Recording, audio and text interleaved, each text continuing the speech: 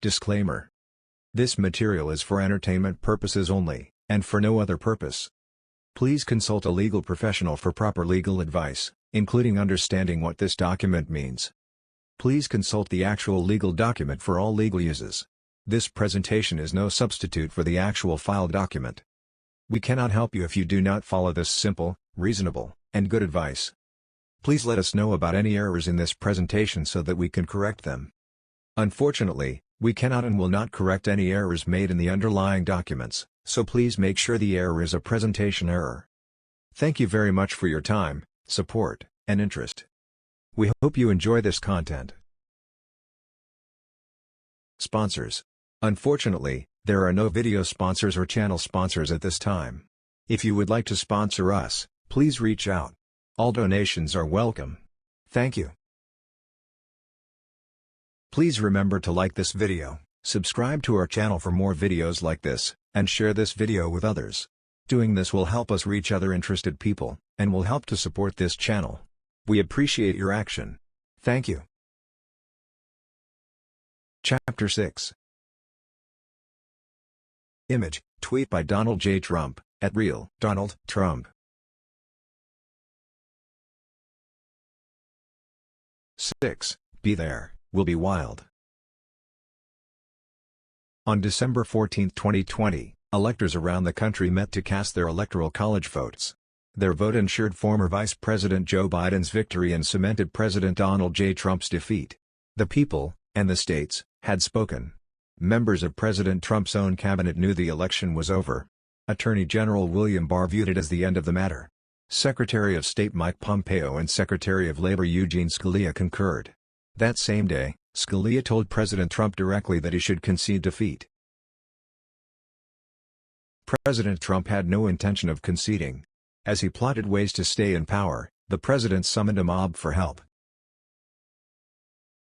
At 1:42 a.m., on December 19, President Trump tweeted, "Big protest in D.C. on January 6. Be there, will be wild." The president's tweet galvanized tens of thousands of his supporters around the country. President Trump had been lying to them since Election Day, claiming he won, and that the Democrats had stolen victory from him. Now, with a single tweet, the president focused his supporters' anger on the joint session of Congress in Washington, D.C. on January 6. Anna Cannavale, the longest-tenured member of Twitter's Trust and Safety Policy team, monitored the reaction to President Trump's Be Wild tweet. She told the Select Committee that the president was essentially staking a flag in D.C., for his supporters to come and rally. The tweet created a fire hose of calls to overthrow the U.S. government. President Trump's supporters had a new sense of urgency because they felt as if their commander-in-chief had summoned them. For many extremists and conspiracy theorists, the president's announcement was a call to arms.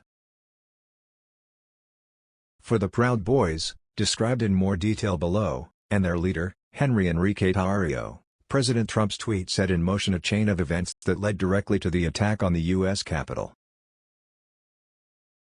Image, Tarrio's video appears on a screen during a Select Committee hearing on June 9, 2022. Photo by Drew Angerer, Getty Images. In the days that followed, the Proud Boys reorganized their hierarchy, imposed a stricter chain of command, and instructed followers to go incognito on January 6. The Proud Boys had made their presence known at previous pro-Trump events, including Stop the Steal rallies, where they brandished their black and yellow apparel and engaged in street brawls. Suddenly, they did not want to stand out from the crowd. They wanted to blend in. They were planning something big. Tarrio allegedly used encrypted messages to plot the January 6, 2021, attack. On January 4, 2021, Tarrio told his men that they should storm the Capitol. While the attack was underway, Tarrio claimed credit in a private chat, writing, "We did this." And on the evening of January 6, Tarrio released a video of a man, presumably Tarrio himself, dressed in an odd costume standing in front of the U.S. Capitol. The eerie production had been recorded prior to the events of the day. Tarrio, who was not in Washington, D.C. on January 6, titled it, "Premonition." The Oath Keepers, a far-right, anti-government militia movement, also described in more detail below, began planning for January 6 after the president's tweet as well. Stuart Rhodes, the group's leader, had agitated against the U.S. government for years. Immediately following the 2020 presidential election, Rhodes and others schemed to stop the peaceful transfer of power. They stored weapons outside of Washington, D.C., hoping that President Trump would deputize them as his own militia. An Oath Keeper leader, Kelly Meggs, read President Trump's December 19 tweet and commented in a Facebook message, "He called us all to the Capitol and wants us to make it wild." "Sir, yes sir." The Oath Keepers formed two military stacks and marched up the steps of the U.S. Capitol on January 6. Meggs led one of them. Members of both the Proud Boys and Oath Keepers have been charged with seditious conspiracy and other serious crimes, including conspiracy to interfere with a federal proceeding. Some, including Stuart Rhodes, have been convicted. U.S. law defines seditious conspiracy as plotting to overthrow, or to oppose by force, or to use force to prevent, hinder, or delay the execution of any law of the United States. Some of the two groups' members have already admitted that this is what they intended to do. Other extremists and conspiracy theorists mobilized after President Trump's tweet as well. These movements are described in more detail in subsequent sections. 3% militias, another far-right, anti-government movement, shared #OccupyCongress memes and planned for violence at the U.S. Capitol. Nick Fuentes, leader of the white nationalist GROWIPers, rallied his followers for January 6. Fuentes bragged afterwards that the Capitol siege was effing awesome. Users on THEDONALD.WIN, a website populated by some of President Trump's most ardent fans, openly discuss surrounding and occupying the U.S. Capitol. Adherents of QANON, a bizarre and dangerous conspiracy cult, believe January 6 would bring the prophesied storm, a violent purge of Democrats and government officials promised by the mysterious online personality known only as Q. QAnon's devotees flocked to Washington, D.C. because of the president's tweet and subsequent rhetoric. They shared a digital banner, Operation Occupy the Capitol, which depicted the U.S. Capitol being torn in two. One especially notorious conspiracy theorist, Alex Jones, repeatedly told his InfoWars viewers that January 6 would be a day of reckoning.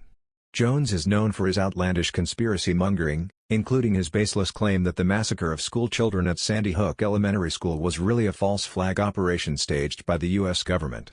Of course, his vicious lie was disproven in court, but Jones is obsessed with deep state conspiracy theories and often propagates them. After the 2020 presidential election, Jones argued that President Trump should use the power of the government to impose martial law on American citizens. Along with his InfoWars co-hosts, Jones amplified President Trump's big lie and relentlessly promoted President Trump's wild protest.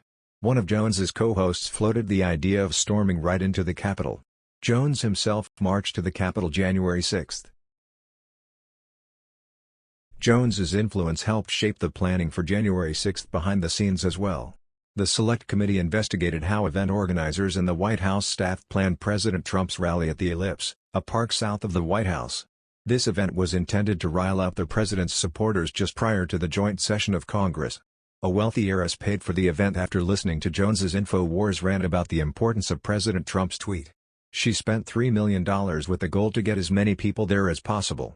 It worked. Americans who believed the election was stolen flocked to the nation's capital. By January 5, President Trump's supporters, a large, angry crowd ready for instructions, had assembled in Washington. That evening, he could hear his raucous supporters at a rally not far from the White House. The president knew his supporters were angry, and he planned to call on them to march on the U.S. Capitol. He even wanted to join them on the march. It was all part of President Trump's plan to intimidate officials and obstruct the joint session of Congress. "We fight like hell," President Trump told the crowd assembled at the Ellipse on January 6, 2021. "And if you don't fight like hell, you're not going to have a country anymore." Some of those in attendance, as well as elsewhere in Washington that day, were already prepared to fight. They had begun preparing 2.5 weeks earlier, when President Trump told them it would be wild. 6.1 How far-right extremists and conspiracy theorists planned for January 6. The Stop the Steal Coalition. President Trump's Be Wild tweet immediately mobilized extremists and conspiracy theorists in the Stop the Steal coalition.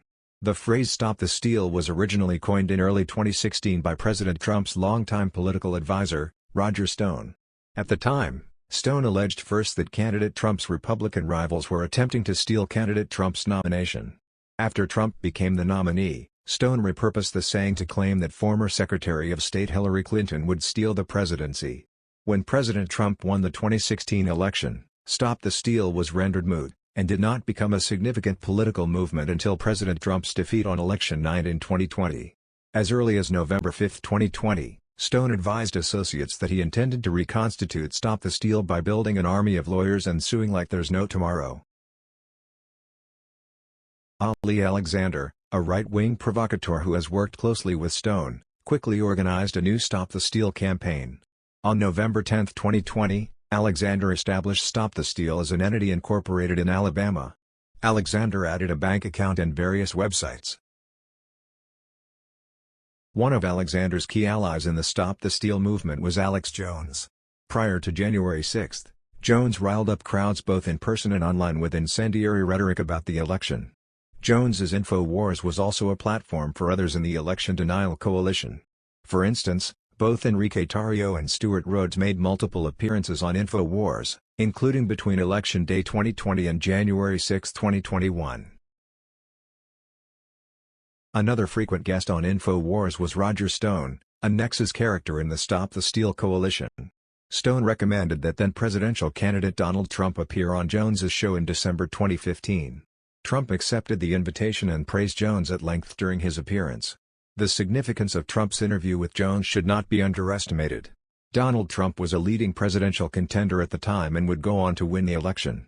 His appearance with Jones normalized InfoWars, welcoming its conspiracy-minded audience into Trump's base. Trump did not appear on InfoWars again. However, Stone continued to make regular guest appearances. After Election Day 2020, Alexander Jones, and other Stop the Steal organizers, held rallies around the country to protest fictional claims of voter fraud. These events provided an opportunity for radicals and extremists to coalesce. The Proud Boys, Oath Keepers, and 3%ers were all attendees. QAnon adherents were well represented. So, too, were the white nationalist GROWIPers and their leader, Nick Fuentes. Stop the Steal events and other protests throughout 2020 helped build the momentum for January 6. The Select Committee collected data on 85 right-wing events between January 1, 2020, and January 20, 2021, which were inspired by opposition to COVID-19 lockdown measures, racial justice protests, and, later, the perceived theft of President Trump's victory. Far-right extremists protested at or inside state capitals, or at other government buildings, in at least 68 instances. Of those, 49 occurred during the period after the election through January 6. In the year leading up to January 6, there were at least 9 events at which far-right actors entered state capitals. At least 4 of these Capitol incursions, in Michigan, Idaho, Arizona, and Oregon, involved identifiable individuals who later participated in the attack on the U.S. Capitol. Image: Alex Jones and Ali Alexander inside the Georgia State Capitol during a Stop the Steal rally on November 18, 2020 in Atlanta, Georgia. Photo by Elijah Nuvolage, Getty Images. Consider, for example, the protests held in Atlanta between November 18 and 21, 2020. Leaders and rank-and-file members of the Proud Boys, Oath Keepers, and GROWIPers gathered outside the state capitol and the governor's mansion for non-stop events, including armed protests. Enrique Tarrio and Stuart Rhodes personally led contingents of the Proud Boys and Oath Keepers, respectively. Jones first announced the Atlanta events on InfoWars on November 16. In his announcement, Jones teased that he would be joined by Roger Stone and also called on listeners to surround the governor's mansion in order to prevent the election results from being certified. Fuentes advertised that he would be speaking at the Capitol every day at noon. In fiery speeches across Atlanta, Fuentes spread election lies as well as wink and nod hints at intimidation and violence. Alexander, standing alongside Jones and Fuentes outside the state capitol on November 18, exhorted the crowd to storm the Capitol with them. The 3 men led a crowd into the state capitol building. On November 20, Roger Stone gave a speech outside the Georgia Capitol. Speaking through a telephone held up by Alexander, Stone advanced election lies, and finished with a provocative rallying cry, "Victory or death." That same day, Fuentes told the crowd, "Look, We've been in front of the state capitol, maybe we've been trying the wrong approach.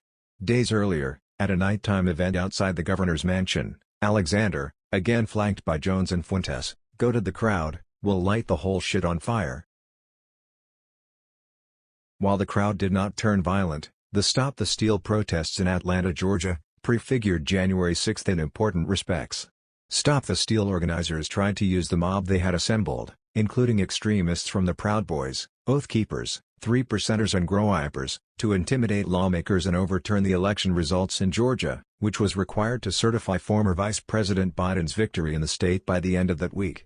They implored their followers to storm the Capitol.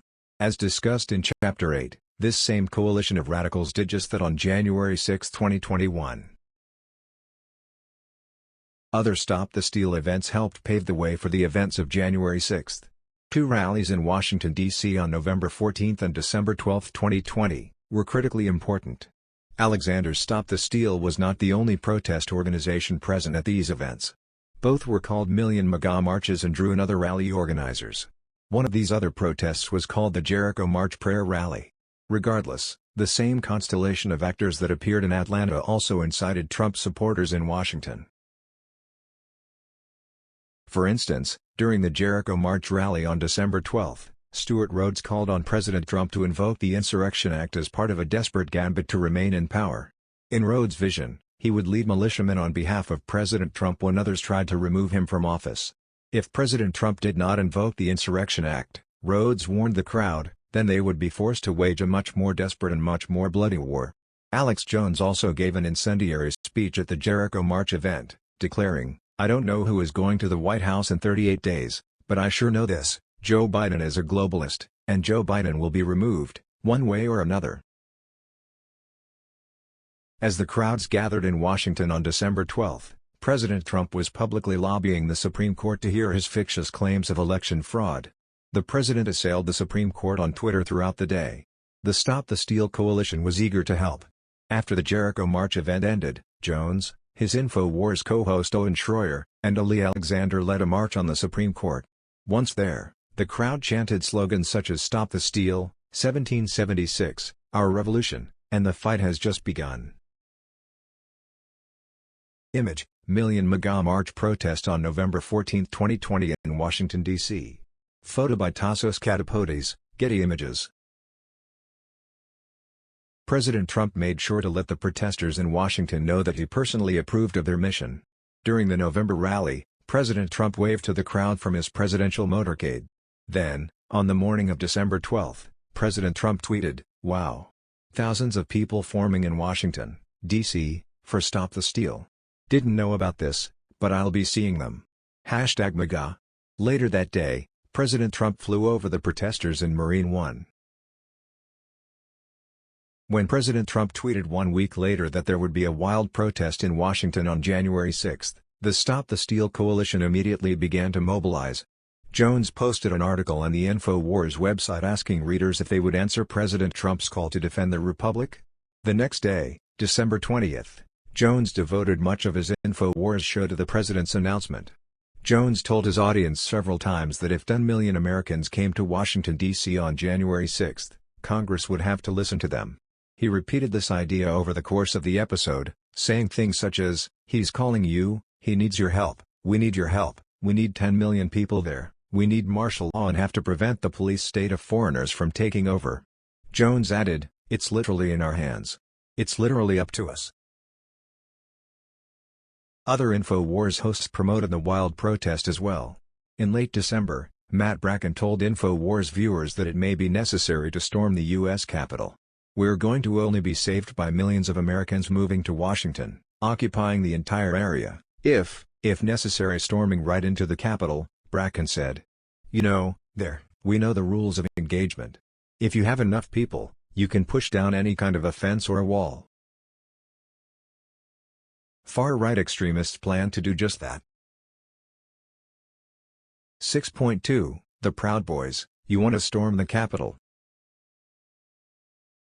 From the Proud Boys' founding in 2016, violence was intrinsic to their mission. "We will kill you. That's the Proud Boys in a nutshell," their founder said. New recruits pledge an oath, established in the group's bylaws, identifying themselves as unapologetic Western chauvinists, promoting an exclusionary, hypermasculine interpretation of Western culture. They find common ground in an embrace of misogyny and hate for their perceived enemies. The group is somewhat ethnically diverse, but their public and private messages fester with toxic white supremacist, xenophobic, and anti-Semitic slurs. The Proud Boys have participated in, or instigated, protests since their founding. They've long been known as street brawlers looking for a fight. But 2020 was a watershed year for the group. As protests spread around the country, the Proud Boys deputized themselves as agents of law and order, vigilantes against perceived threats. More often, they played the role of instigators. They portrayed themselves as counter-protesters and identified their targets as Black Lives Matter and Antifa, though they were hard-pressed to define their organizational enemies. During the presidential debate on September 29, 2020, President Trump was asked to disavow far-right extremists, including the Proud Boys. The president did not explicitly condemn the group. Instead, he seemingly endorsed their mission. "Stand back and stand by," President Trump told the Proud Boys, before adding, "But I'll tell you what, somebody's got to do something about Antifa and the left." The president's words electrified the group, injecting new life into their recruitment and activities. According to Nick Quested, a filmmaker who spent significant time with the group and testified before the Select Committee, the Proud Boys had found their savior in President Trump. Joseph Biggs, a senior Proud Boy, immediately trumpeted President Trump's debate statement on Parler, a fringe social media platform. Biggs made it clear that the Proud Boys were ready to fight Antifa. Image, a Proud Boy during a Stop the Steal rally on November 7, 2020 in Salem, Oregon. Photo by Nathan Howard, Getty Images. The group's size tripled in response to President Trump's apparent endorsement, according to Jeremy Bertino, a Proud Boys leader who has pleaded guilty to seditious conspiracy in relation to January 6. Similarly, Enrique Tarrio and another Proud Boys member, George Mesa, testified to the Select Committee that the president's comment was a pivotal, energizing moment. The group started selling merchandise with their new "Stand Back and Stand By" slogan the very same night. As the presidential votes were tallied, the Proud Boys became agitated at the prospect that President Trump would lose. On November 5, 2020, Biggs posted on social media, "It's time for effing war if they steal this shit." As former Vice President Joe Biden's victory became apparent, Proud Boys leaders directed their ire toward others in the government. Biggs, speaking on a Proud Boys livestream show with Tarrio and others, warned that government officials are evil scum, and they all deserve to die a traitor's death. Ethan Nordian, another Proud Boys leader who allegedly helped lead the attack at the Capitol, responded, "Yup, day of the rope," referring to a day of mass lynching of race traitors in the white supremacist novel The Turner Diaries. The Proud Boys in Washington prior to January 6. Within days of the election, dozens of Stop the Steal protests were organized around the country. The Proud Boys participated alongside other right-wing extremist groups in some of them, including a November 7, 2020, protest outside of the Pennsylvania state capitol in Harrisburg. The two events in Washington, D.C., on November 14, 2020, and the other on December 12, 2020, proved to be especially important for the group's evolution.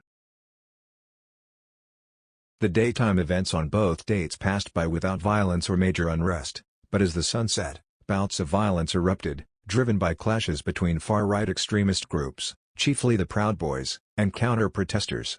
Among far-right extremists, the Proud Boys had the largest showing in both November and December, with roughly 200 to 300 Proud Boys at the November 14 rally, and the same number or more in December. As discussed in Chapter 8, they mustered about the same contingent for the attack on the U.S. Capitol.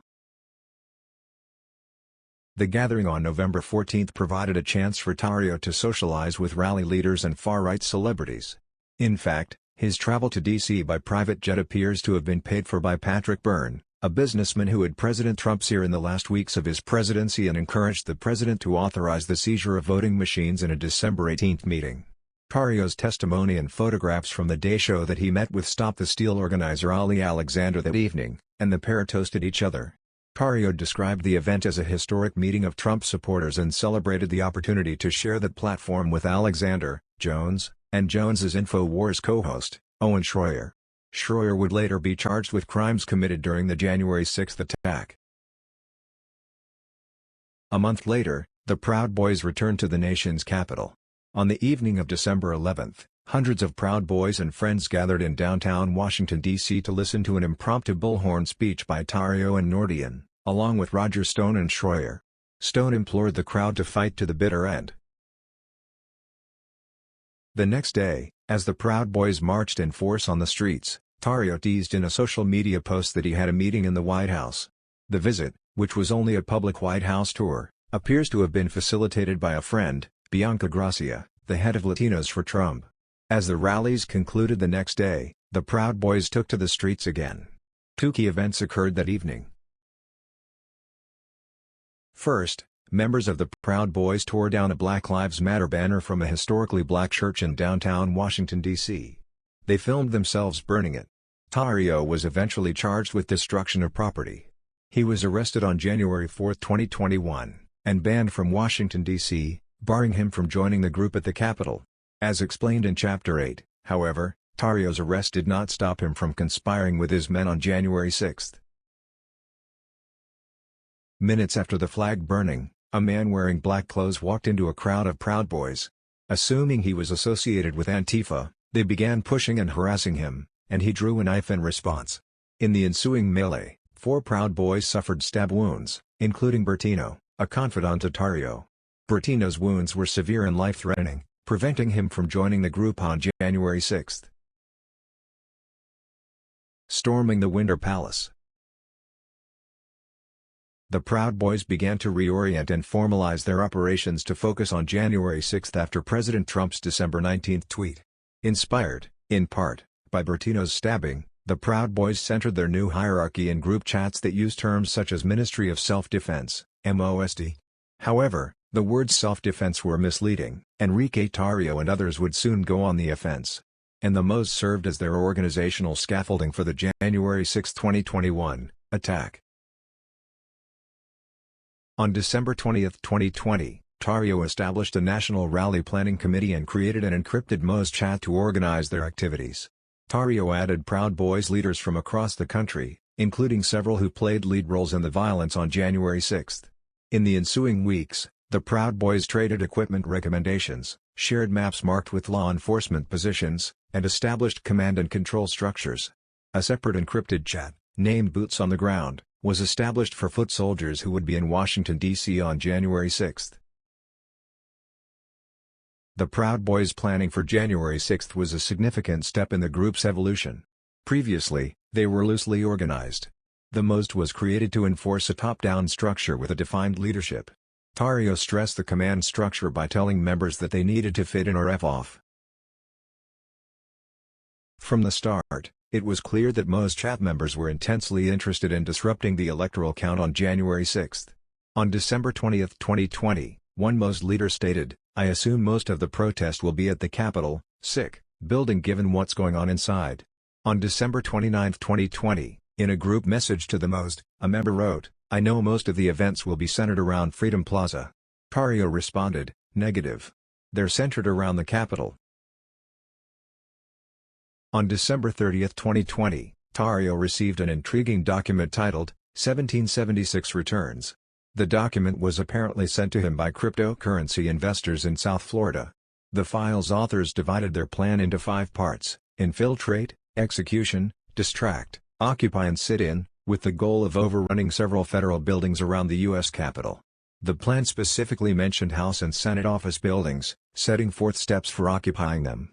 The authors called for the masses to rush the buildings, distract law enforcement in the area by pulling fire alarms around the city, target specific senators' offices, and disguise participants' identities with COVID masks. One proposal mentioned in the document is titled, "Storm the Winter Palace." This is a reference to a dramatic reenactment of the 1917 Bolshevik Revolution, during which Vladimir Lenin ordered his forces to take over the Romanovs' residence in Petrograd. The Winter Palace was the seat of the provisional government, which had held out against the Bolshevik revolutionaries. The Proud Boys would frame their actions on January 6 as part of the American Revolution.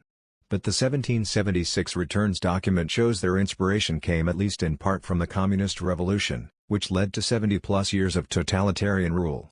No historical event has been less American. The Proud Boys did not adopt the 1776 returns plan in full. Several Proud Boys testified that they were unaware of the document before it became public. But the document does appear to have been significantly edited while in the Proud Boys' hands. The person who sent it to Tarrio, his ex-girlfriend, Erica Gemma Flores, commented, "The revolution is more important than anything." To which Tarrio responded, "That's what every waking moment consists of. I'm not playing games." On January 3, Tarrio posted a conspicuous question on Telegram: "What if we invade it?" The first response to his post read, "January 6 is D-Day, sick, in America." In private, on the Proud Boys leadership group message, planning continued.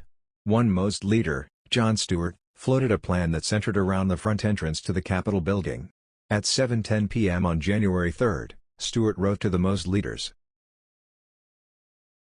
"I mean the main operating theater should be out in front of the House of Representatives. It should be out in front of the Capitol building. That's where the vote is taking place and all of the objections. So, we can ignore the rest of these stages and all that shit and plan the operations based around the front entrance to the Capitol building. I strongly recommend you use the National Mall and not Pennsylvania Avenue though. It's wide open space, you can see everything coming from all angles." Early the next morning, on January 4, Tarrio sent a voice memo to the same group of Most leaders stating, "I didn't hear this voice until now. You want to storm the Capitol?" One of Tarrio's comrades in the Proud Boys leadership, Charles Donahoe, who pleaded guilty to conspiracy to obstruct an official proceeding and assaulting, resisting, or impeding certain officers, later told authorities that by January 4 he was aware that members of Most leadership were discussing the possibility of storming the Capitol. Donahoe believed that storming the Capitol would achieve the group's goal of stopping the government from carrying out the transfer of presidential power and understood that storming the Capitol would be illegal. By the following evening, January 5, Tarrio was discussing with other Proud Boy leaders a tactical plan for the following day. Their objective was to obstruct, impede, or interfere with the certification of the Electoral College vote.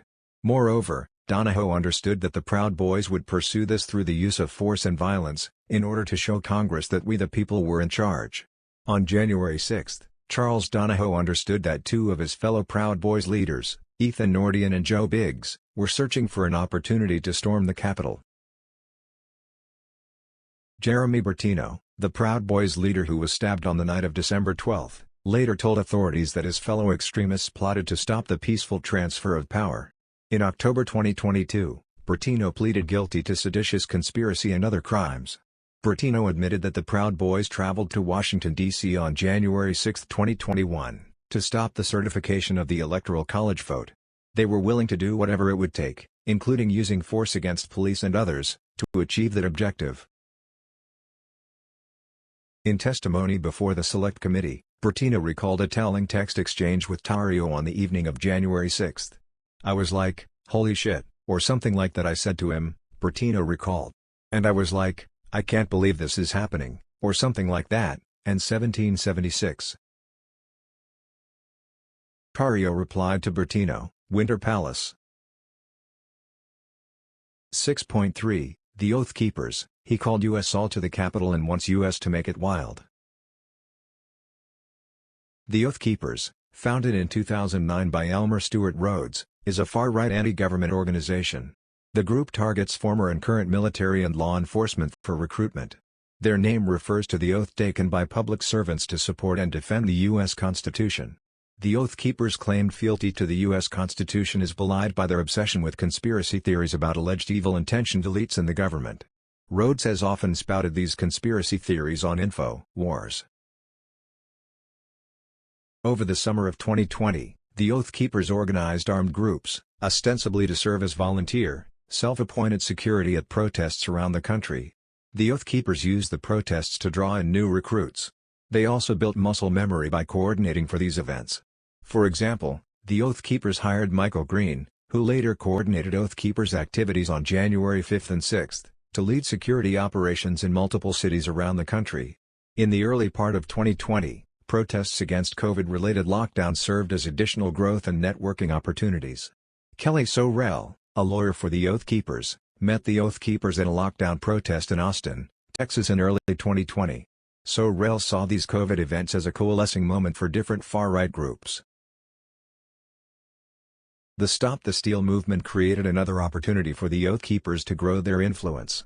Rhodes repeatedly amplified the stolen election conspiracy theory.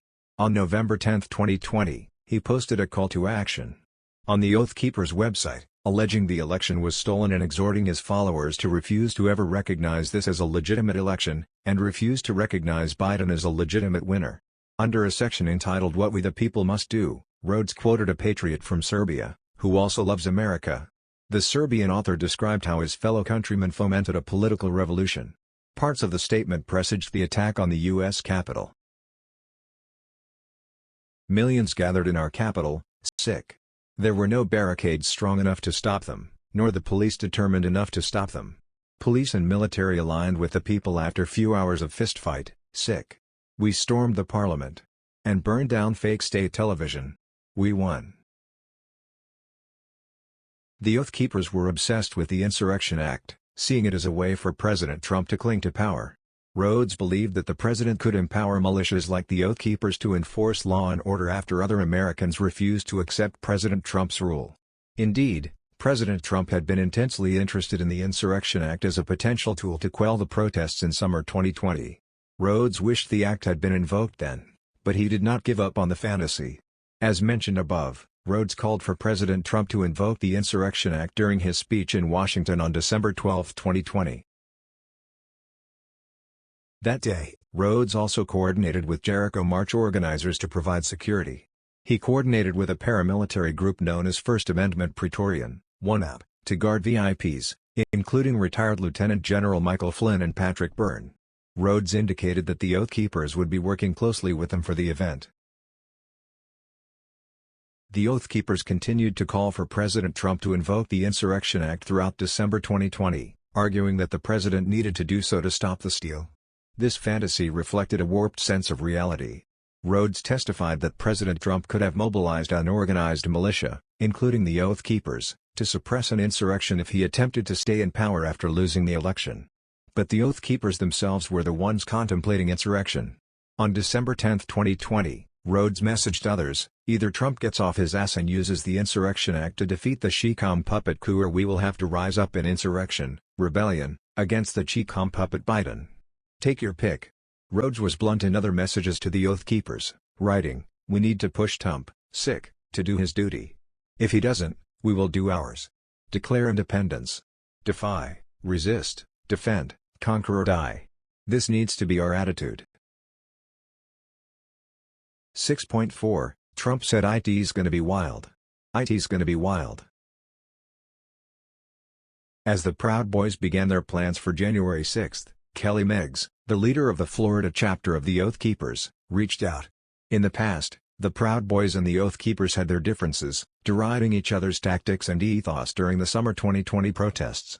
But President Trump's tweet on December 19 conveyed a sense of urgency which provided the two extremist rivals the opportunity to work together for a common goal. After President Trump's tweet, Meggs called Enrique Tarrio. They spoke for 3 minutes and 26 seconds. Meggs also sent a message on Facebook, bragging about an alliance he had formed among the Oath Keepers, the Florida 3%ers, and the Proud Boys. "We have decided to work together and shut this shit down." The Oath Keepers were making plans of their own, too. Oath Keepers President Rhodes is pretty disheartened, Roberto Minuta, one of Rhodes' men, messaged someone on December 19. He feels like it's go time, the time for peaceful protest is over in his eyes. "I was talking with him last night." Minuta has been charged with seditious conspiracy and other crimes. In the days that followed, the Oath Keepers planned for violence. They used encrypted chats on Signal to discuss travel plans, trade tips on tactical equipment to bring, and develop their plans for once they were on the ground in the D.C. area. On December 21, 2020, Joshua James messaged the group, stating, "SE Region is creating a national call to action for DCJAN 60H. 4 states are mobilizing." Meggs, Rhodes, and others created several different chat groups to coordinate for January 6. On December 22, Meggs echoed President Trump's tweet in a Facebook message to someone else. Trump said it's gonna be wild. It's gonna be wild. He wants us to make it wild, that's what he's saying. He called us all to the Capitol and wants us to make it wild. Sir, yes sir. Gentlemen, we are heading to DC, pack your shit. Meggs also wrote that the Oath Keepers would have 50 to 100 members in Washington, D.C. on January 6. The Oath Keepers hosted periodic group video meetings to discuss plans for January 6. Richard Dockery, a former Oath Keepers member, testified to the Select Committee about a video call that took place around December 31, and related specifically to planning for January 6. During the call, Oath Keepers leadership announced plans to provide security for far-right celebrities like Roger Stone. If there were any problems while they were providing security, there was a quick reaction force in Virginia that would come help them out, and that they would have firearms.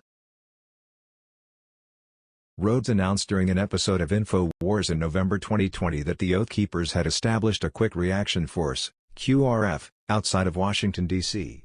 After President Trump announced the wild protest, the group's advanced coordination largely focused on planning related to their QRF, as well as the various security details for VIPs and stage areas on January 5 and 6. Oath Keepers from North Carolina, Florida, South Carolina, and Arizona converged on the Comfort Inn in Ballston, Virginia, and used the location to store their cache of weapons for January 6. Oath Keepers leaders communicated actively about the QRF for January 6. Rhodes and another contingent of Oath Keepers stayed at the Hilton Garden Inn in Vienna, Virginia, and stored weapons there as well. Rhodes amassed an arsenal of military-grade assault weapons and equipment in the days leading up to January 6. On December 30, Rhodes spent approximately $7,000 on 2 night vision devices and a weapon sight and shipped them to Marsha Lessard, a rally organizer who lived near Washington, D.C. and who had previously been in contact with the organizers of the Ellipse rally. On January 1 and 2, Rhodes purchased additional weapons and accessories at a cost of approximately $5,000. The following day, January 3, Rhodes and Kelly Sorrell departed Texas for Washington, D.C. While traveling, Rhodes spent an additional $6,000 on an R-style rifle and firearms attachments. Making one final shopping trip in Mississippi, Rhodes purchased $4,500 of firearms equipment including more sights, magazines, and weapons parts on January 4. On the morning of January 6, with weapons stockpiled, Rhodes messaged the Signal group of Oath Keepers leaders. "We have several well-equipped, QRFs outside D.C. And there are many, many others, from other groups, who will be watching and waiting on the outside in case of worst-case, scenarios." 6.5 Ready to step in and do what is needed. Stuart Rhodes's and Oath Keepers lawyer Kelly Sorrell arrived in Washington on the afternoon of January 5. They immediately went to Freedom Plaza, where President Trump had instructed rally organizers to give some of his most extreme supporters time to speak. As a small group of Oath Keepers patrolled Freedom Plaza, they were able to see the results of President Trump's call to mobilize. Sorrell testified that there were Oath Keepers, Proud Boys, and Alex Jones people mingling together in the crowd, with just a small distinction between them. The Oath Keepers later found themselves at the Phoenix Park Hotel, where they ate and drank with a motley coalition of far-right political activists who were united in their shared belief in President Trump's big lie. Among them were Proud Boys linked Bianca Gracia of Latinos for Trump, Joshua Macias, leader of Vets for Trump, and Amanda Chase, a Virginia state senator. In a live-stream discussion moderated by Chase, they promoted false election fraud claims. Macias and Rhodes encouraged President Trump to invoke the Insurrection Act and call up combat veterans who are ready to step in and do what is needed. Sorrell later told the Select Committee that there was discussion of going to storm the Capitol, although she claimed that this was normal discussion and supposedly did not indicate violence or any of that type of stuff. That same evening, Gracia asked Sorrell and Rhodes to follow her to a garage where she was supposed to meet Proud Boys leader Enrique Tarrio, who had just been released from custody and ordered to leave the D.C. area. Instead of immediately leaving Washington, D.C., Tarrio instead made his way to a garage near the hotel where the others gathered. Portions of the ensuing meeting were captured on video by documentary filmmaker Nick Quested and his camera crew. Sorrell claims that she was asked to attend to discuss Tarrio's legal woes, but there is evidence indicating that the conversation turned tactical.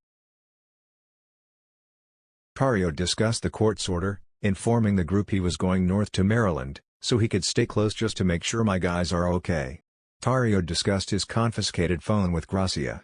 He told her that they couldn't get in there, apparently referencing the two-factor authentication enabled on his phone.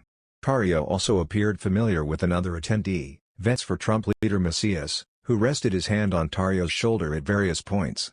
Rhodes and Tarrio shook hands. Much of the substantive conversation between Rhodes, Tarrio, and the others cannot be heard because Tarrio asked Quested's camera crew to stop recording.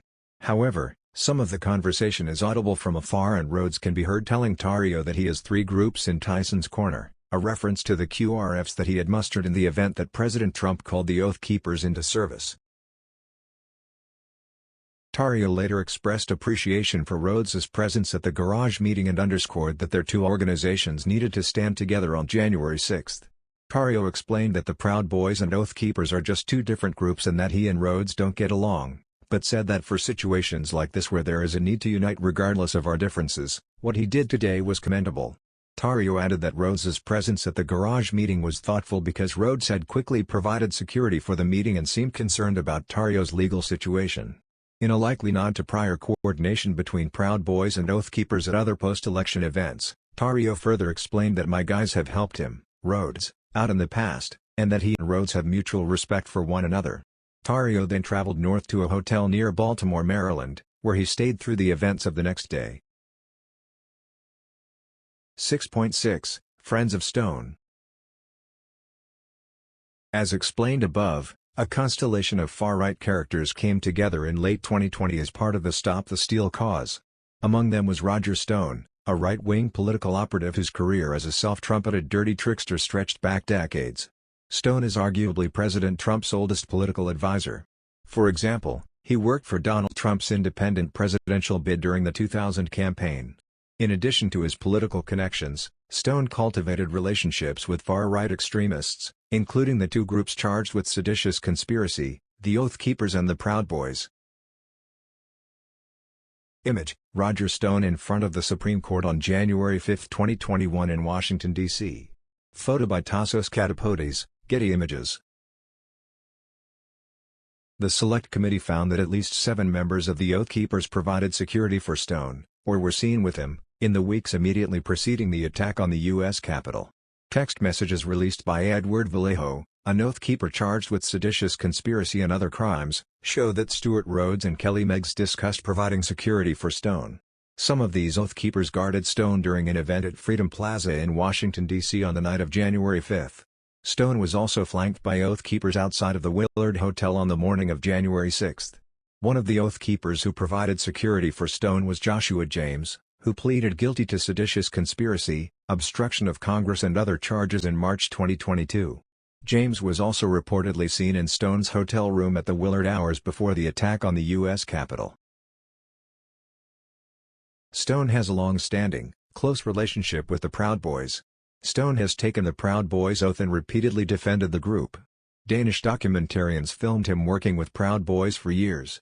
In one scene, filmed in 2019, Stone warmly greets Joe Biggs, a Proud Boys leader central to the Capitol violence. Stone says of Biggs, "My guy, right here." In a 2019 court case, Stone identified Enrique Tarrio as one of his volunteers, explaining that Tarrio had access to his phone and could post to Stone's Instagram account from it. As mentioned above, Stone, Tarrio and another Proud Boy leader, Ethan Nordian, addressed an impromptu rally in Washington, D.C. on the night of December 11, 2020. Owen Schroyer, an InfoWars host, was also with them. "We will fight to the bitter end for an honest count of the 2020 election," Stone told the crowd. "Never give up, never quit, never surrender, and fight for America." A few weeks later, on January 2, 2021, Tarrio led a Proud Boys protest outside of Senator Marco Rubio's home in Florida. The Proud Boys wanted to convince Rubio to vote against certification of the vote on January 6. Stone reportedly called into the event to speak to Tarrio's crowd. One way in which Stone maintained these contacts was through a Signal chat group named FOS or Friends of Stone. 2 days after the election, Stone sent a text, "We provide information several times a day. So please monitor the FOS feed so you can act in a timely fashion." Ali Alexander and Stone continued to coordinate about Stop the Steal strategy and events between the election and January 6. In addition to Alexander, Stone's friends on the Signal chat included Rhodes and Tarrio. In July 2020, President Trump granted Stone clemency after he was convicted of lying to Congress and other charges. Then, on December 23, President Trump pardoned Stone. Several days later, at a dinner on the evening of December 27, Stone thanked President Trump. In a post on Parler, Stone wrote that he thanked President Trump in person tonight for pardoning me and also recommended to the president that he appoint a special counsel to stop those who are attempting to steal the 2020 election through voter fraud. Stone also wrote that he wanted to ensure that Donald Trump continues as our president. Finally, he added, #StopTheSteal and #RogerStone did nothing wrong. The Select Committee has learned that Stone discussed the January 6 event with the president, likely at this same dinner on December 27. The president told Stone he was thinking of speaking. The Select Committee sought to question Roger Stone about his relationships with President Trump and far-right extremists, as well as other issues. During his deposition, Stone invoked his Fifth Amendment right nearly 90 times. Stone has publicly stated that he committed no wrongdoing and that he encouraged a peaceful protest. 6.7 White Nationalists, the Capitol siege was f***ing awesome. Nick Fuentes is an online provocateur who leads a white nationalist movement known as America First, or the Grow Wipers. Fuentes immediately responded to President Trump's Be Wild tweet. On December 19, 2020, Fuentes wrote on Twitter, "I will return to Washington, D.C. to rally for President Trump on January 6. Fuentes and his Grow Wipers did return to Washington, D.C. for the joint session. As the attack was underway, Fuentes incited followers from his perch immediately outside of the U.S. Capitol. Some of his followers joined the attack inside, with one even sitting in Vice President Pence's seat on the Senate dais. Fuentes and a fellow Grow Wiper leader, Patrick Casey, rose to prominence in 2017 after rallying at the Charlottesville Unite the Right event. For years, the Grow Wipers have repeatedly promoted white supremacist and Christian nationalist beliefs, often cloaked in wink and nod humor, puns, or religion, and they regularly gin up public opposition to other right-wing organizations or politicians whom they deem insufficiently conservative. Fuentes was a key voice for Stop the Steal conspiracy theories leading up to January 6.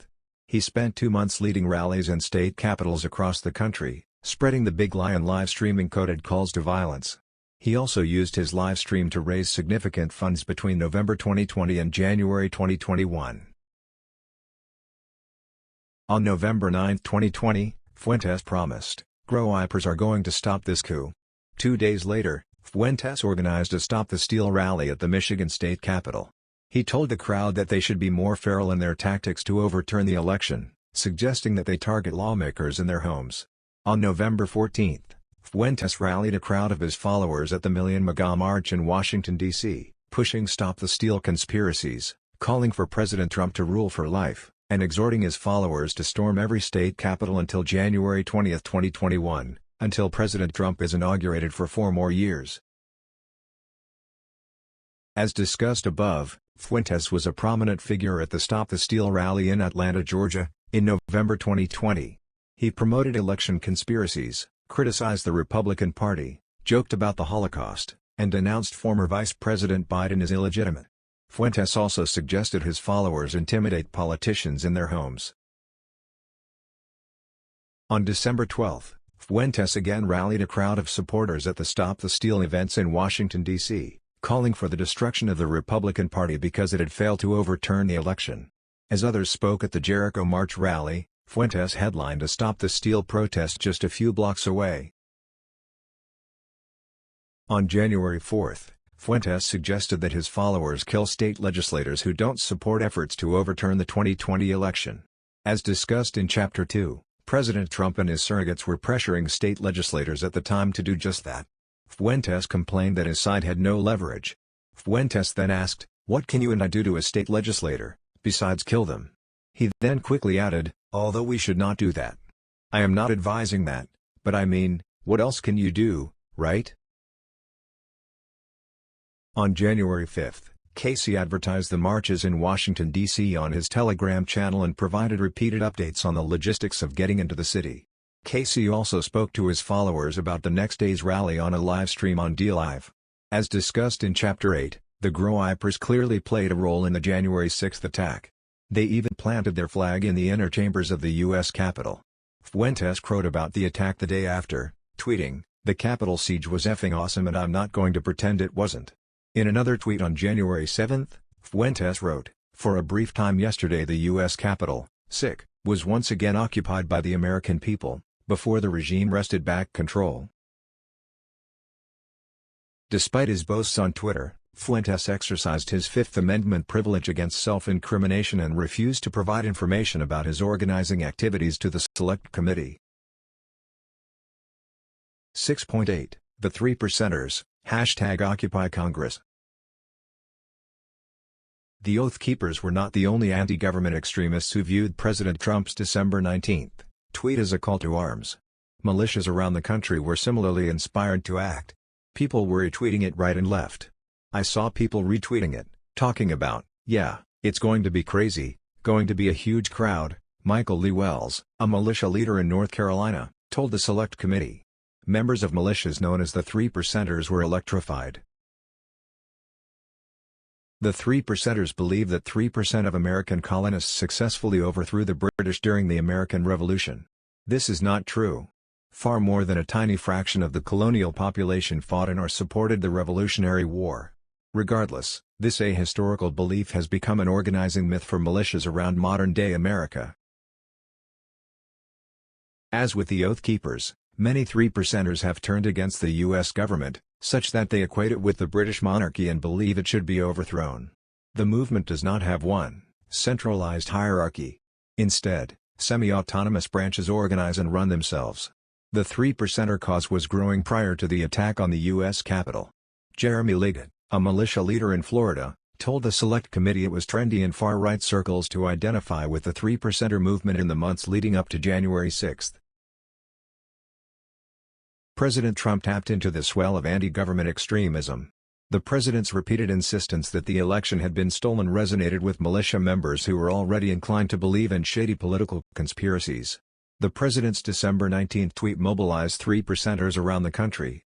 Suddenly, they had a focal point for their anti-government beliefs, the joint session of Congress on January 6. Court filings and other evidence reveal that Three Percenters immediately began planning for violence after President Trump's be-wild announcement. For example, Lucas Denny and Donald Hazard led a militia affiliated with the Three Percenter movement called the Patriot Boys of North Texas. Both Denny and Hazard were charged with assaulting officers on January 6. Denny pleaded guilty and has been sentenced to 52 months in prison. After President Trump's tweet, they discussed travel plans, as well as the need to procure body armor, helmets, knuckle gloves and pepper spray. But they did not plan to act alone. Instead, they saw themselves as part of a coalition. In multiple messages, both Denny and Hazard claimed they were also affiliated with Proud Boys and intended to work with them on or before January 6. Denny repeatedly cited President Trump's tweet. Trump himself is calling for a big protest in D.C. on January 6. "I'm not going to miss this one," Denny told Hazard on December 21. On December 30, Denny wrote in a Facebook message, "Trump has called this himself. For everyone to come. It's the day the Electoral College is supposed to be certified by Congress to officially elect Biden. But, Pence is in charge of this and he's going to throw out all the votes from states that were proved to have fraud. There's so much more going on behind the scenes though. That's why he's called this rally for support. Trump will stay president." As this message indicates, Denny was well aware of President Trump's multi-part plan to disrupt the transfer of power. He thought that Vice President Pence had the power to throw out electoral votes, just as the president demanded. In other messages, Denny claimed that President Trump wanted militias to descend on Washington, D.C. so they could serve as a security force against a perceived threat from Antifa and Black Lives Matter on January 6. Additional messages between the two reveal their intent to march on the U.S. Capitol. For instance, Denny attempted to post two banners on Facebook that advertised events on January 6. Both banners contained the hashtag #OccupyCongress. The pictures contained images of the U.S. Capitol and referenced the Great Betrayal. One of them read, "If they won't hear us and they will fear us." In another post, Denny wrote, "I can't wait to be in the middle of it on the front line on the 6th." Curiously, Denny had also heard a rumor that President Trump would march with them. On January 4, 2021, he stated in a Facebook message, "Things are going to be happening here. Trump is going to be speaking to everyone January 6, before everyone marches to the Capitol. Sick. Rumor, sick, has it that he may march with us. I'll tell you more when you get here on where to be and what time so you have the best seats." On or about January 6, Denny sent another message via Facebook, writing, "Trump speaking to us around 11 a.m. then we march to the Capitol and after that we have special plans that I can't say right now over Facebook. But keep an eye out for live feed tomorrow from me. Tomorrow will be historic." Later on January 6, during the attack, Hazard was captured on video bragging, "We have stormed our nation's capital." The Patriot Boys of North Texas were not the only 3%er group that mobilized after President Trump's tweet. The Department of Justice has alleged that multiple other cadres of 3%er militiamen prepared for violence on January 6 and then took part in the attack on the U.S. Capitol. In Florida, a 3%er organization known as the Guardians of Freedom established a B Squad for January 6 because they allegedly wanted to avoid being called a militia. These men were led by Jeremy Liggett, mentioned above. On December 24, 2020, the B Squad sent out a flyer, calling all patriots to Washington, D.C. The flyer read, "The Guardians of Freedom 3% are responding to the call from President Donald J. Trump to assist in the security, protection, and support of the people as we all protest the fraudulent election and re-establish liberty for our nation. Join us and thousands of other patriots." The B Squad claimed it was the right and duty of the people to alter or to abolish the government. Its members discussed bringing tactical gear to Washington, D.C. On December 30, Liggett posted a meme to Facebook stating that 3% will show in record numbers in D.C. When the Select Committee asked about this post, Liggett downplayed its significance or disclaimed any knowledge about other 3%er groups that might show in record numbers. However, on January 3, 2021, Liggett posted a safety video on Facebook in which he and others dressed in military gear. Liggett instructed listeners about self-defense and the tools they, like him, could bring to Washington, D.C., including an expandable metal baton, a walking cane and a folding knife. He advised all of you patriots going to Washington, D.C., to support Trump, and to keep up the fight. Several B Squad members have been charged with civil disorder and disorderly and disruptive conduct, which took place while rioters nearby were assaulting officers in the tunnel area of the Capitol's Lower West Terrace on January 6. In California, another group of men associated with the 3%er movement quickly began plotting their next moves after President Trump's tweet. Alan Hostetler and Russell Taylor ran a nonprofit known as the American Phoenix Project, which protested COVID-19 lockdowns and the 2020 election results, while also promoting violence ahead of January 6. Ahead of the joint session, Hostetler and Taylor organized a small group in an encrypted chat they named the California Patriots, D.C. Brigade. On December 19, Taylor linked to President Trump's "Will Be Wild" tweet and asked members of the chat who is going. The same day, Hostetler posted a message to his Instagram account, explaining he was traveling to Washington, D.C. on January 6 because President Trump tweeted that all patriots should descend on Washington, D.C. and that day is the date of the joint session of Congress in which they will either accept or reject the fake, phony, stolen Electoral College votes. The next day, Taylor renamed the Telegram chat as the California Patriots Answer the Call Jan 6. On December 29, Taylor posted to that chat, "I personally want to be on the front steps and be one of the first ones to breach the doors." Between December 19 and January 6, Hostetler, Taylor and their alleged co-conspirators exchanged messages about bringing weapons, such as hatchets, bats, or large metal flashlights, as well as possibly firearms, with them to Washington, D.C. They were ready and willing to fight. In one message, Hostetler predicted that January 6 would be similar to the War of Independence because there will likely be 3% of us again that will commit fully to this battle, but just as in 1776 patriots will prevail. There are additional examples of how President Trump's "Be Wild" tweet led 3%ers to descend on the U.S. Capitol.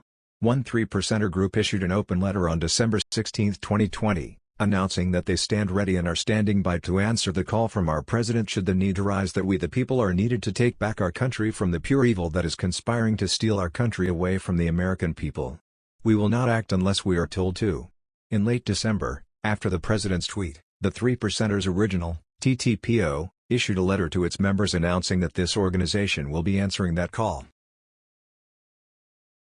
There is also additional evidence showing that militia groups like the 3%ers coordinated with other groups both before and on January 6. Josh Ellis, the owner of the My Militia website, testified that he used Zello, a walkie-talkie app, when he was in Washington, D.C. on January 6. The Proud Boys, Oath Keepers, other militia members, and regular patriots all used these Zello channels in the lead-up to January 6 and in response to President Trump's December 19 tweet. They used these channels to share intelligence.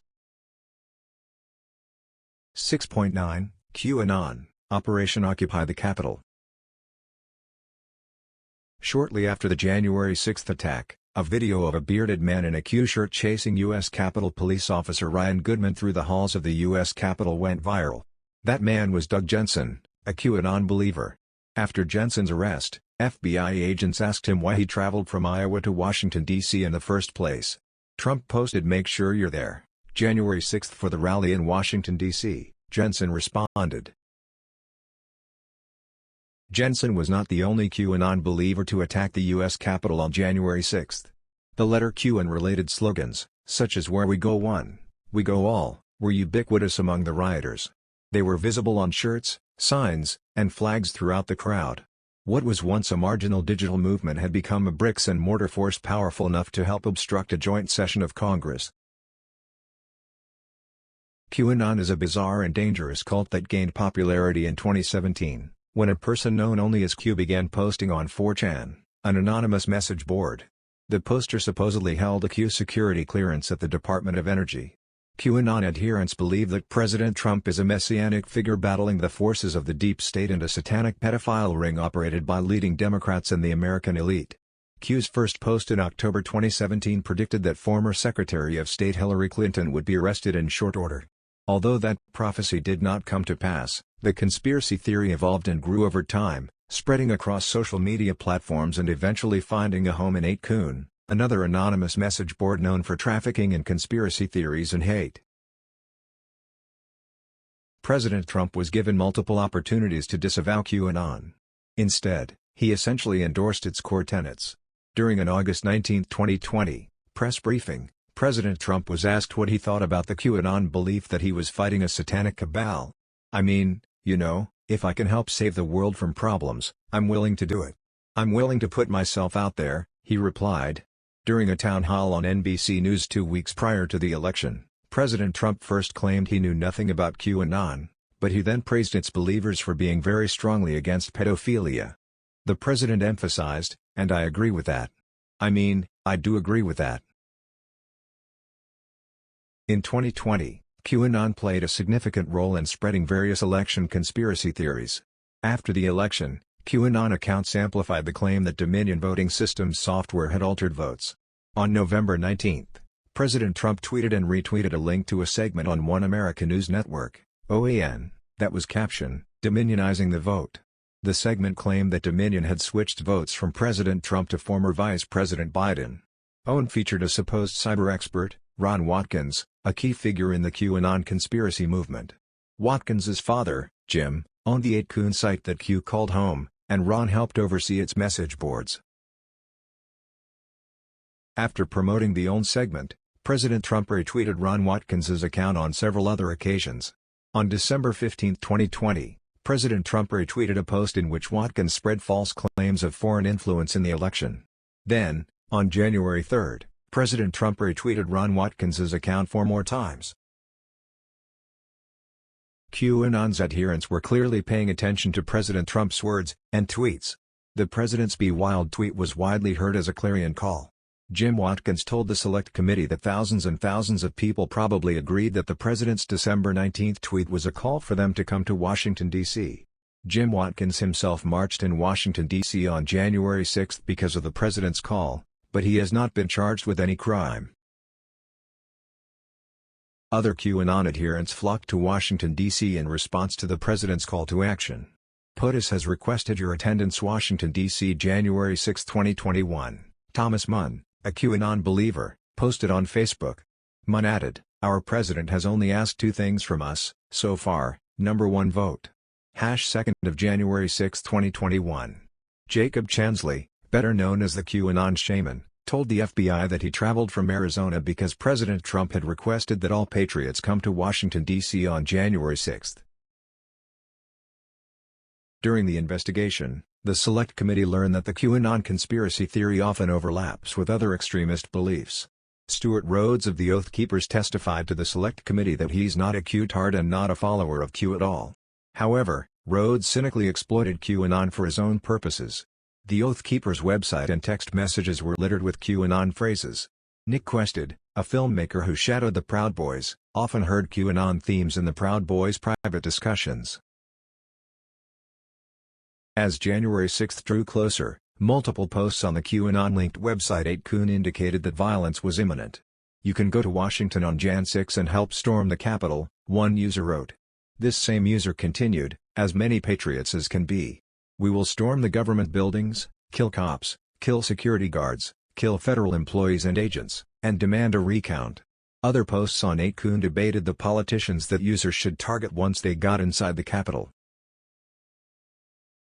A QAnon-inspired banner was also widely shared by groups planning events for January 5 and 6.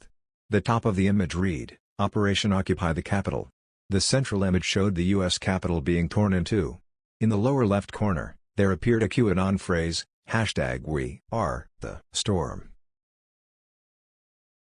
6.10, THEDONALD.WIN, Occupy the Capitol. Within 3 minutes of President Trump's tweet, a user on the Donald.Win message board posted, Trump tweet. "Daddy says be in D.C. on January 6. Moderators pinned the post to the top of the board from December 19 until January 6. It garnered nearly 6,000 comments and more than 24,000 upvotes during that time. Many of the site's users quickly interpreted President Trump's tweet as a call for violence.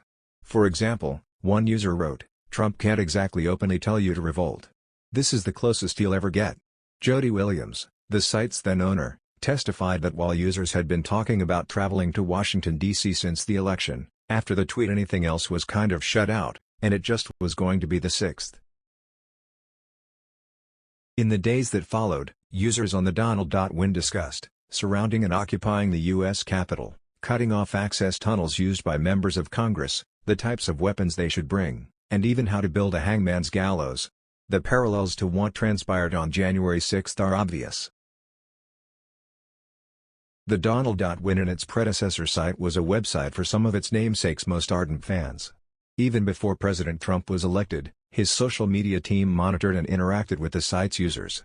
In the summer of 2016, then-candidate Trump himself engaged in a written question-and-answer session on the Donald, which at the time was a forum on Reddit. This online community, which had upwards of 790,000 users, was banned by Reddit in mid-2020. However, the site's users migrated to another online location, becoming the Donald.Win. Dan Scavino, the president's social media guru, amplified content from this website. Image, White House Social Media Director Dan Scavino Jr. Photo by Chip Somatavilla, Getty Images. During the 2016 presidential campaign, a team in the war room at Trump Tower was monitoring social media trends, including the Donald subreddit, and privately communicating with the most active users to seed new trends. Campaign staffers monitored Twitter and the Donald subreddit, and pushed any promising trends up to social media director Dan Scavino, who might give them a boost with a tweet. In 2017, President Trump tweeted a video of himself attacking CNN. The video had appeared on the Donald 4 days earlier. In 2019, Politico reported that Scavino regularly monitors Reddit, with a particular focus on the pro-Trump/r/the_Donald channel. The Select Committee sought to question Scavino about how he and others on President Trump's social media team interacted with the Donald subreddit and then the Donald.Win. But Scavino refused to cooperate with the committee's subpoena. After President Trump's December 19 tweet, users on the site posted simple maps of the U.S. Capitol and telegraphed their intent to invade the building. "If we occupy the Capitol building, there will be no vote," One user wrote, "The media will call us evil if we have to occupy the Capitol building on January 6th. Let them." Another post read. One user argued the goal should be to surround the enemy and create a perimeter around the Capitol on January 6th, such that no one was allowed to leave until President Trump was readmitted for another 4 years. This same user posted a diagram of the U.S. Capitol's perimeter with arrows indicating where the Capitol access tunnels were located.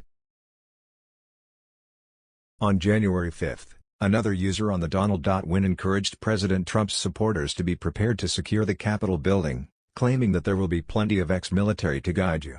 Multiple other posts made it clear that the U.S. Capitol was the target on January 6th, with one poster writing that people should bring handcuffs and zip ties to D.C., so they could enact citizens' arrests of those officials who certified the election's results. Another post highlighted the most important map for January 6th. Form a true line around the Capitol and the tunnels. That post included a detailed schematic of Capitol Hill with the tunnels surrounding the complex highlighted. Other posts on THEDONALD.WIN included specific plans to build gallows outside the U.S. Capitol.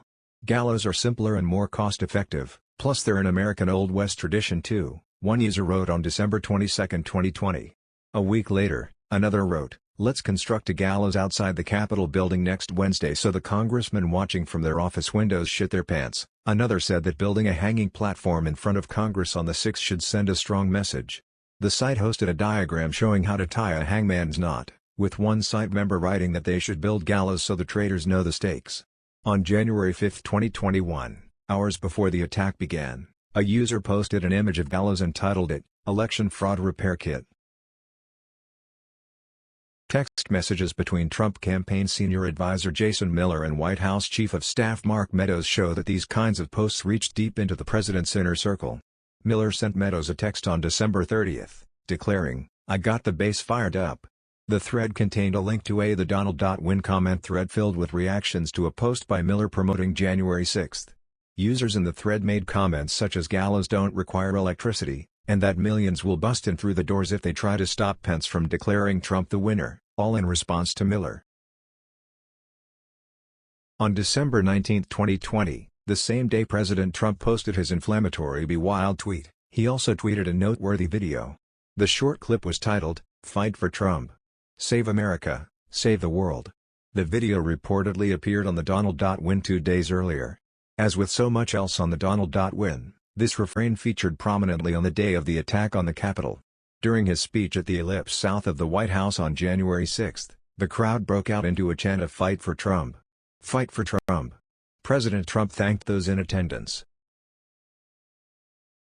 In the 2.5 weeks since he first announced the January 6 protest, extremists and conspiracy theorists plotted to make the unprecedented, presidentially announced protest against the peaceful transfer of power wild indeed.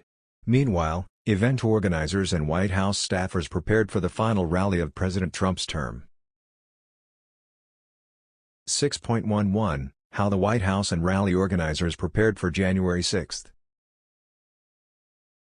In the days following President Trump's tweet, rally organizers secured permits for about 12 events in Washington, D.C. on January 5 and 6. At 7:12 a.m., not even 6 hours after President Trump's tweet, Cindy Chafian, an executive at Women for America First, WFAF, emailed the National Park Service, NPS, about an event that had been planned to coincide with President-elect Biden's inauguration on January 20, 2021. Chafian's ask was simple: "Can I change the date to January 6? WFAF was founded in 2019 by Amy and Kylie Kramer, a mother-daughter pair who were longtime supporters of the president. WFAF became a significant player in the Stop the Steal movement. The Kramers started a Stop the Steal Facebook group that gathered some 365,000 members in less than 24 hours. Their online organizing coincided with their on-the-ground mobilization activities. The Kramers organized a bus tour to promote The Big Lie, in addition to events in Washington, D.C. on November 14, 2020, and December 12, 2020. After President Trump's December 19 tweet, the Kramers focused on January 6. Kylie Kramer proudly declared their support on Twitter: "The cavalry, sick, is coming, President."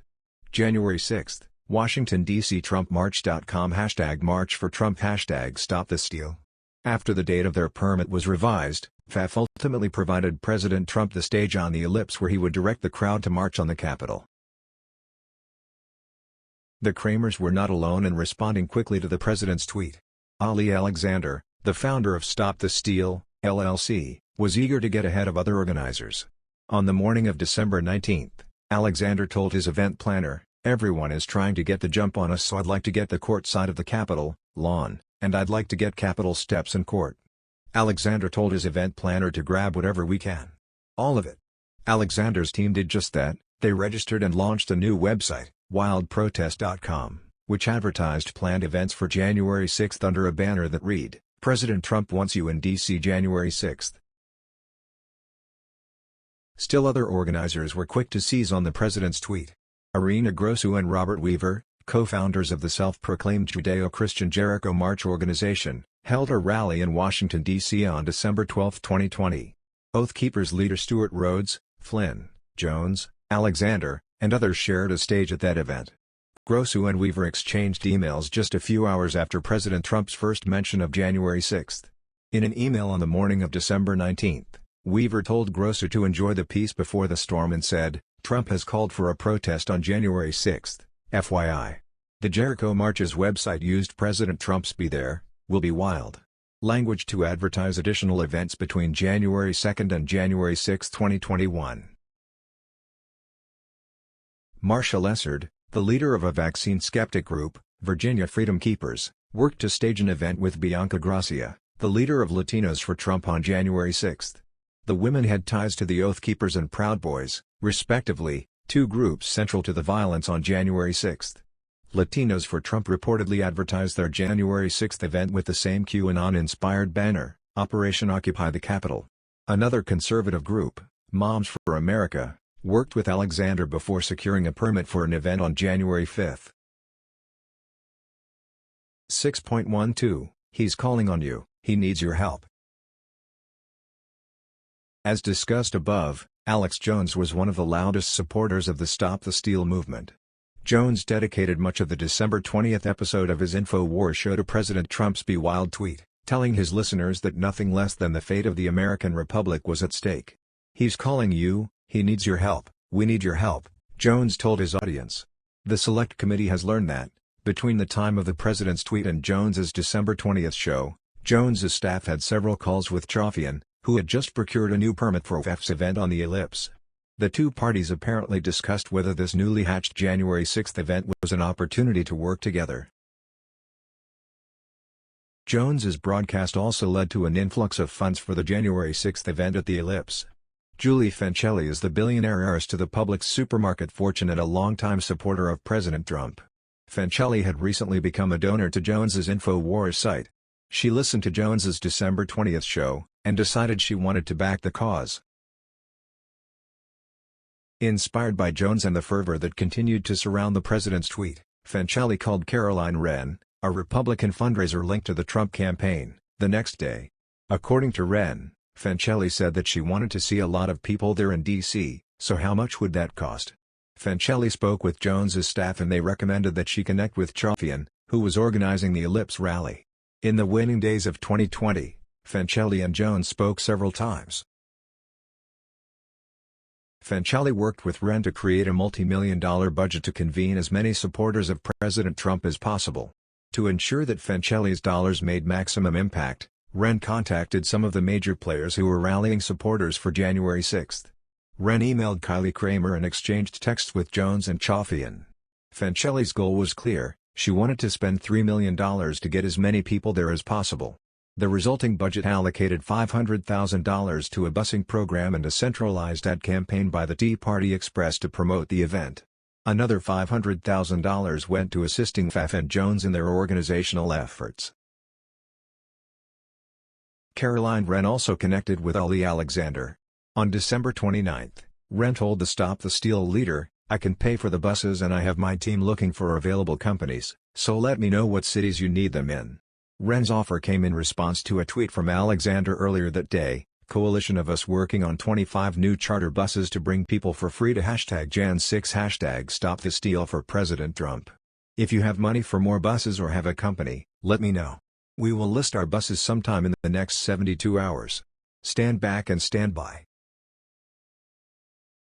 The final words of Alexander's tweet directly echoed President Trump's command to the Proud Boys during the September 29, 2020, presidential debate. Alexander's word choice was apt. The Proud Boys were already planning to show up in force, and to ensure that the crowd would be wild. 6.13 Trump is supposed to order U.S. to the Capitol. On the evening of December 27, President Trump boosted the upcoming event on Twitter, "See you in Washington, D.C., on January 6. Don't miss it." Information to follow. The Select Committee learned that this tweet came after the White House spoke with a former Trump staffer, Justin Caporale, who was asked to help produce the Ellipse rally. That same evening, the president had dinner with Donald Trump Jr. and his girlfriend Kimberly Guilfoyle, who spoke with rally organizer Caroline Wren during the meal. Wren also texted Guilfoyle talking points that described her ambitions for the event, saying that buses of people are coming in from all over the country to support you. "It's going to be huge. We are also adding in programming the night of January 5. After Guilfoyle's call with Wren, there was a series of calls among the senior White House staff, likely underscoring the seriousness of the White House's interest in the event. Within a few days, the White House began to take a more direct role in coordinating the rally at the Ellipse. In a December 29 text to Wren, Caporale wrote that after the president's planned speech there may be, a call to action to march to the Capitol and make noise. This is the earliest indication uncovered by the Select Committee that the president planned to call on his supporters to march on the U.S. Capitol. But it wasn't the last. On January 2, rally organizer Katrina Pearson informed Wren that President Trump's chief of staff, Mark Meadows, had said the president was going to call on everyone to march to the Capitol. Inside the White House, the president's intent was well known. Cassidy Hutchinson, an aide to Meadows, recalled in her testimony that she overheard discussions to this effect toward the end of December or early January. One such discussion included an exchange between Meadows and Rudolph Giuliani that occurred on January 2. Hutchinson understood that President Trump wanted to have a crowd at the Capitol in connection with what was happening inside, the certification of the electoral count. Hutchinson also recalled that President Trump's allies in Congress were aware of the plan. During a call with members of the House Freedom Caucus, the idea of telling people to go to the Capitol was discussed as a way to encourage Congress to delay the Electoral College certification and send it back to the states. On January 4, FAF's Kylie Kramer informed Mike Lindell, the CEO of MyPillow and an ally of President Trump, that POTUS is going to have us march there, the Supreme Court, the Capitol, but emphasized that the plan stays only between us. The Stop the Steal coalition was aware of the president's intent. On January 5, Ali Alexander sent a text to a journalist saying, "Ellipse then U.S. Capitol, Trump is supposed to order us to the Capitol, at the end of his speech, but we will see." 6.14 Well, I should walk with the people. President Trump wanted to personally accompany his supporters on the march from the Ellipse to the U.S. Capitol. During a January 4 meeting with staffers and event organizer Katrina Pearson, President Trump emphasized his desire to march with his supporters. "Well, I should walk with the people," Pearson recalled President Trump saying. Though Pearson said that she did not take him seriously, she knew that he would absolutely want to be with the people. Pearson pointed out that President Trump did the drive-by the first time and the flyover the second time, a reference to the November and December 2020 protests in Washington, D.C. During these previous events, President Trump made cameo appearances to fire up his supporters. Now, as January 6 approached, the president again wanted to be there, on the ground, as his supporters marched on the U.S. Capitol. The president's advisors tried to talk him out of it. White House senior advisor Max Miller shot it down immediately because of concerns about the president's safety. Pearson agreed. But President Trump was persistent, and he floated the idea of having 10,000 National Guardsmen deployed to protect him and his supporters from any supposed threats by left-wing counter-protesters. Miller again rejected the president's idea, saying that the National Guard was not necessary for the event. Miller testified that there was no further conversation on the matter. After the meeting, Miller texted Pearson, "Just glad we killed the National Guard and a procession." That is, President Trump briefly considered having the National Guard oversee his procession to the U.S. Capitol. The president did not order the National Guard to protect the U.S. Capitol, or to secure the joint session proceedings. Although his advisors tried to talk the president out of personally going, they understood that his supporters would be marching. Pearson's agenda for the meeting reflected the president's plan for protesters to go to the U.S. Capitol after the rally. But President Trump did not give up on the idea of personally joining his supporters on their march, as discussed further in Chapter 7. 6.15 POTUS likes the crazies. As Katrina Pearson helped plan the Ellipse rally, she faced another complication. The Stop the Steal movement played an outsized role in promoting January 6. And now, as the day approached, its leading voices wanted prime speaking gigs, perhaps even on the same stage as President Trump. Roger Stone, Alex Jones and Ali Alexander were all angling for significant stage time. Pearson knew they were trouble. In her testimony before the Select Committee, Pearson cited several concerns, including that Jones and Alexander had played a prominent role in the November 2020 protest in Atlanta, Georgia. This was no ordinary protest. Jones and Alexander had gone into the Georgia Capitol with some inflammatory rhetoric, Pearson explained. When Pearson was asked if Jones and Alexander surrounding the governor's mansion and going into the Capitol were the kind of thing that gave her pause, she responded, "Absolutely." Image, photos of Roger Stone, Alex Jones and Ali Alexander appear on a screen during a Select Committee hearing on July 12, 2022. Photo by Anna Moneymaker, Getty Images. After the Georgia protest, Pearson explained, the Kramers, who had helped organize Stop the Steal activities, distanced themselves from Jones and Alexander. But there was an additional problem. President Trump wanted to include the Stop the Steal leaders in the January 6 event.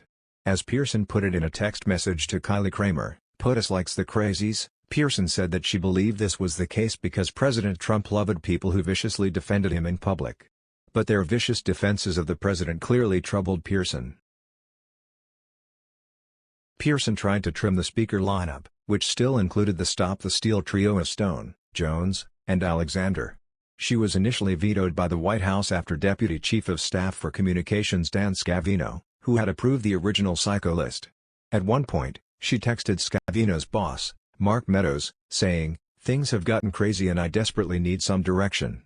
She was concerned by the possibility of crazy people being included in the event, their incendiary role in Georgia, and the fact that people coming to Washington, D.C. were planning to protest at the U.S. Capitol. Meadows told Pearson that she should take control of the situation and remove the possibility of controversial speakers. Pearson agreed to do so. But the president remained an obstacle. During their January 4 meeting, Pearson tried to convince President Trump to minimize the role of these potentially explosive figures at the Ellipse. She offered to place them at a planned event the night before in Freedom Plaza or on other stages in D.C. on January 6. She told the president to keep the fringe on the fringe and advised him to eliminate convicted felons that could damage other speakers. President Trump was still unwilling to remove them from the lineup entirely. The president instructed Pearson to give Stone a speaking slot on January 5 and asked for more information about Ali Alexander. After discussing the matter with Scavino, President Trump also requested that Alexander be given a speaking slot. President Trump brought up Ali Alexander, "Just keep him on stage, not associated with POTUS or main event," Scavino wrote. In the end, the Stop the Steal leaders, Stone, Jones and Alexander, did not appear on the stage at the Ellipse on January 6, although they did speak at other planned events, consistent with the president's request about Alexander. POTUS expectations are to have something intimate and then send everyone over to the Capitol, Pearson explained in a text message to Justin Caporali and Taylor Budowich. Caporali redacted this text and others in his early production of documents to the Select Committee, and he only revealed them after they had already been produced by other witnesses. However, other incendiary voices, in addition to President Trump's, were given time on the Ellipse stage. The Select Committee learned that President Trump's aides warned him against the inclusion of figures like John Eastman and Rudolph Giuliani, given their false claims about election fraud. Both men, of course, ended up sharing a stage with him on January 6. Meadows himself directed that they be allowed to speak. 6.16, January 5, 2021, Fort Trump. While the Stop the Steal coalition was not given speaking slots on the Ellipse stage on January 6, its leaders had plenty of opportunities to speak the day before. and they used their platforms to rile up the crowd in Washington, D.C. in advance of the joint session. Ali Alexander spoke at an event sponsored by Moms for America in front of the U.S. Capitol. Alexander claimed that he was honored to be sharing the same stage with President Trump the following day, even though behind the scenes his appearance had been nixed. "We must rebel," Alexander told rallygoers. "I'm not even sure if I'm going to leave D.C. We might make this Fort Trump, right?" Alexander said, while standing in front of the U.S. Capitol. "We're going to keep fighting for you, Mr. President." On his Twitter account, Alexander also spread the idea that President Trump's supporters should occupy areas of Washington, D.C., using the phrases and hashtags such as Fort Trump and #OccupyDC. Alex Jones and Roger Stone spoke at a separate event hosted by Virginia Women for Trump in front of the Supreme Court. The event, named the One Nation Under God Prayer Rally, was co-hosted by the American Phoenix Project, the 3%er-linked group run by Alan Hostetler and Russell Taylor, discussed above, which is charged with conspiracy to obstruct an official proceeding.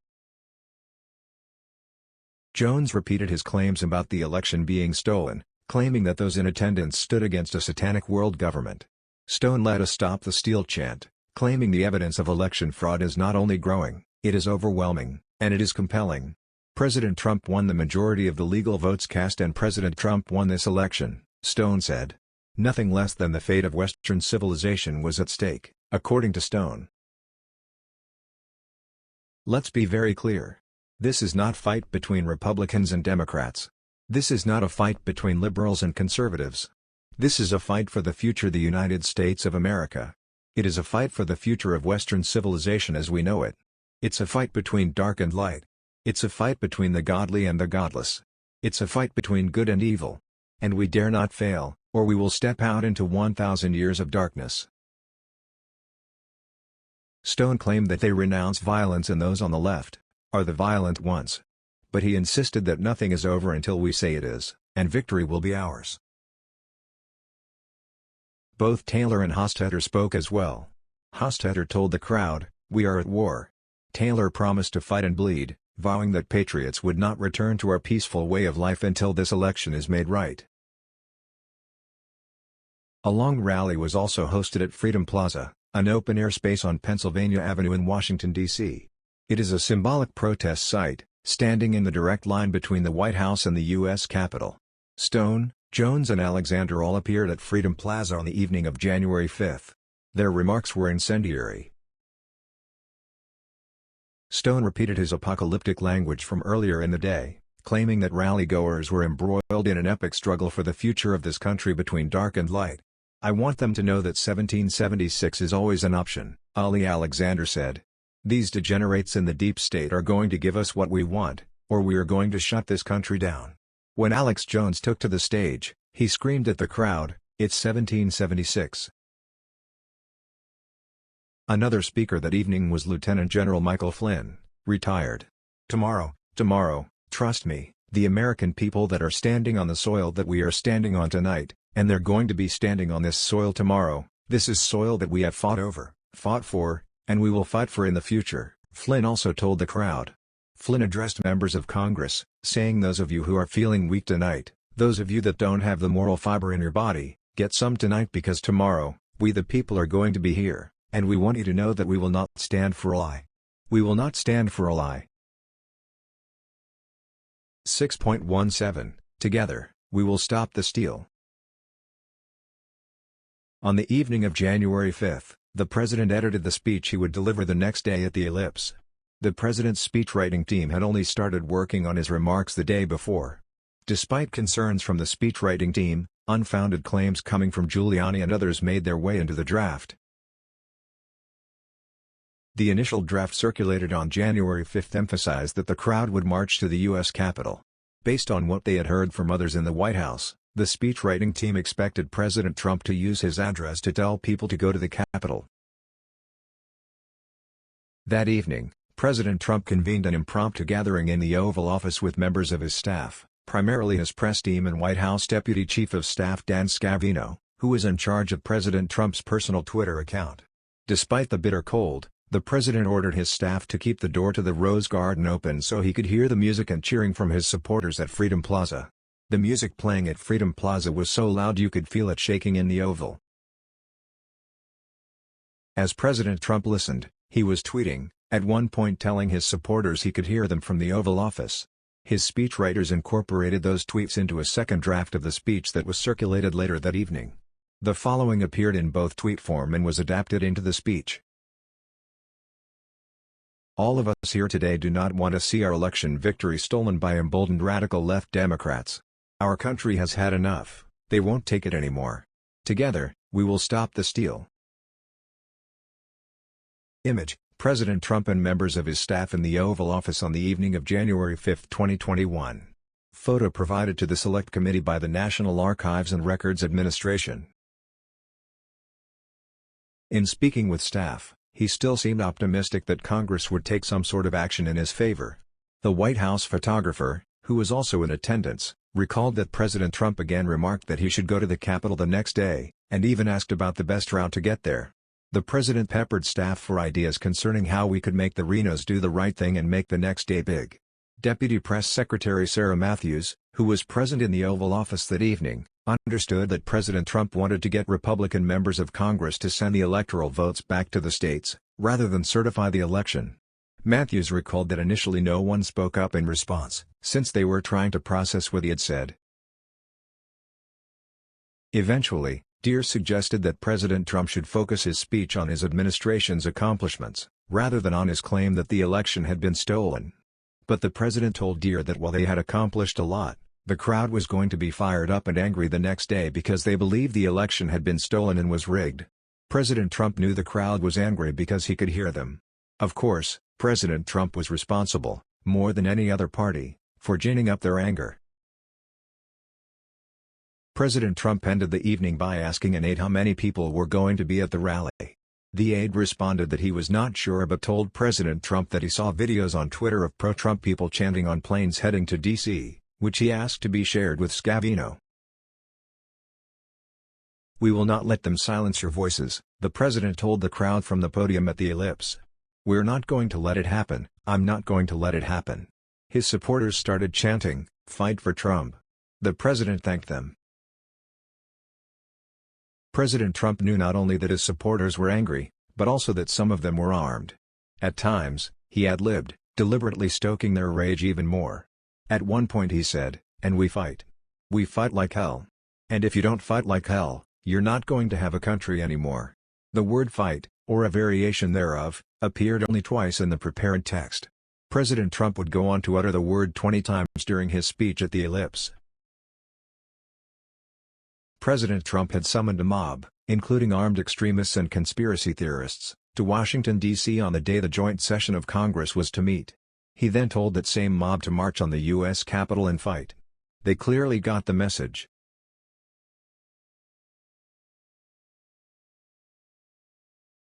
Thank you for your time. Please remember to like this video, subscribe to our channel for more videos like this, and share this video with others.